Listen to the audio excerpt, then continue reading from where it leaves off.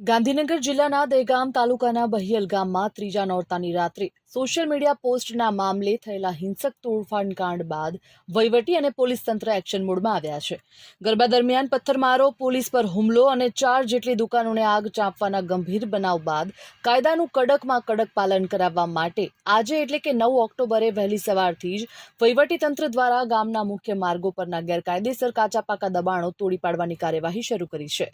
દબાણકારોને 2 દિવસમાં બાંધકામના પુરાવા રજૂ કરવાનું અલ્ટિમેટમ આપ્યું હતું. તોફાન કાંડ બાદ બરેલી યુપીની જેમ ગેરકાયદે મિલકતો પર બુલડોઝર એક્શનની માંગણી ઉઠી હતી, જેને પગલે તંત્ર દ્વારા તોફાની તત્વો સહિત સમગ્ર વિસ્તારના અંદાજિત 109 જેટલા દબાણકારોને નોટિસો ફટકારવામાં આવી હતી. આ દબાણકારોને 2 દિવસમાં બાંધકામના પુરાવા રજૂ કરવાનું અલ્ટિમેટમ પણ આપવામાં આવ્યું હતું, જેની સમયમર્યાદા બુધવારે સાંજે એટલે કે ગઈકાલે પૂર્ણ થઈ ગઈ હતી અને આજથી બુલડોઝર ફેરવવાનું કામ શરૂ થઈ ગયું છે.